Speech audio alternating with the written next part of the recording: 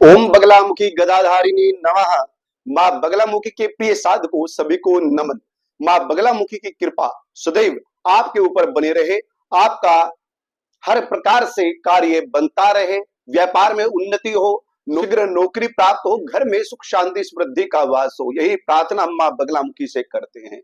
माँ बगलामुखी की साधना करने से व्यक्ति के सभी अभिष्ट सिद्ध हो जाते हैं, सभी कष्टों का निवारण हो जाता है, क्योंकि माँ बगलामुखी सर्वानंद करी, सभी आनंद को प्रदान करने वाली मात्र शक्ति है। प्रिय दर्शकों, मैं आपको बताऊंगा, श्रावण का महीना चल रहा है और श्रावण का जल जो है शिव पर किस समय चढ़ाना चाहिए। 22 तारीख को जल चढ़ेगा और 23 तारीख में भी जल शिव पर चढ़ेगा। जो कांवड़िए हरिद्वार से जल लेकर के अपने गंतव्य की ओर बढ़ रहे हैं, वह त्रयोदशी और चौदस पर शिव को जल चढ़ाएंगे।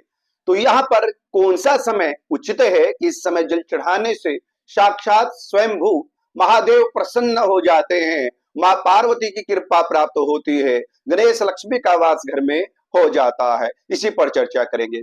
इससे पहले की बात प्रारंभ करूं, आपको एक जानकारी देना चाहता हूं। माँ बगलामुखी का महायज्ञ हम लोग कर रहे हैं 3 अक्टूबर से। आश्विन शुक्ल एकादशी नवरात्रों के उपरांत माँ बगलामुखी का महायज्ञ, अखंड विशाल महायज्ञ होने जा रहा है। इस महायज्ञ में माँ बगलामुखी की प्रसन्नता के लिए, मानवता के कल्याण के लिए, सभी व्यक्तियों के अभिष्ट कार्यों की सिद्धि के लिए, चाहे तंत्र मंत्र क्रिया क्यों ना हो, टोना टोटका क्यों ना हो, किसी प्रकार की शत्रु बाधा हो, व्यापार में रुकावट आ रही हो, धन में स्थिरता ना हो, उस कामनाओं को लेकर के माँ बगलामुखी के निमित्त 36 लाख आहुति, आप देखिएगा 36 लाख आहुति का एक पुरुषण होता है। इतना विशाल महायज्ञ हो रहा है। 21 कुंडी है, 21 हवन कुंड इसमें बनेंगे और सैकड़ों आचार्यों के द्वारा ये यज्ञ पूर्ण किया जाएगा। ये यज्ञ 3 दिन चलने वाला है।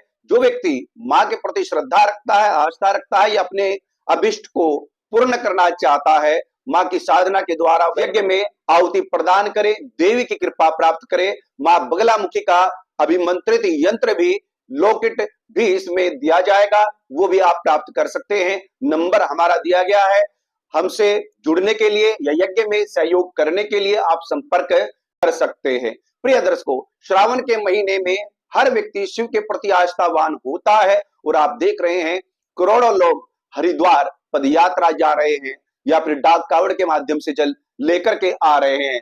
तो ये एक आस्था है शिव के प्रति, क्योंकि शिव जगत गुरु है। शिव सहजता से, सरलता से प्रसन्न होने वाले देवों के देव महादेव है। दैत्यों ने भी अधिकांश शिव को ही प्रसन्न किया, शिव से ही वरदान प्राप्त किया।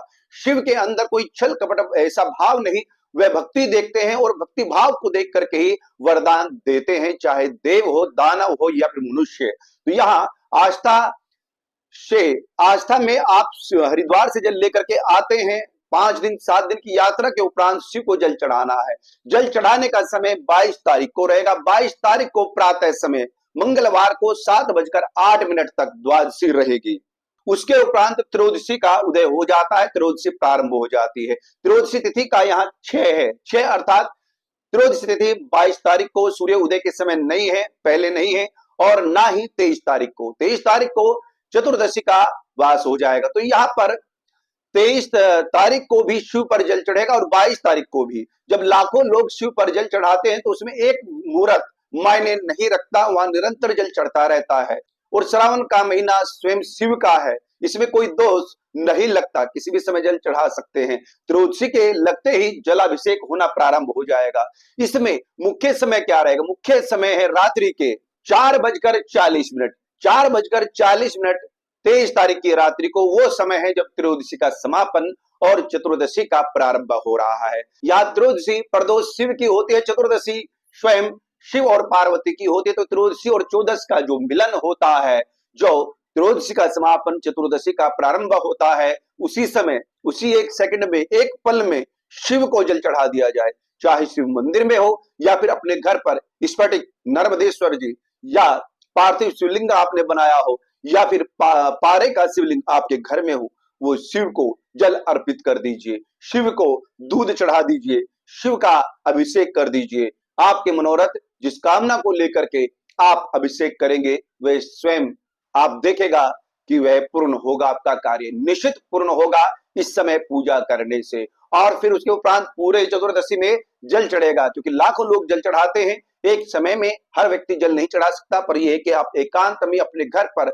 शिव पर उस समय जल चढ़ाएं, मंदिर में चढ़ाएं, पर इस समय आप घर पर ही हैं तो जल अवश्य चढ़ाइएगा। ये आपके लिए अति विशेष सूचना थी। आगे भी आपको इसी प्रकार से जानकारी देता रहूंगा।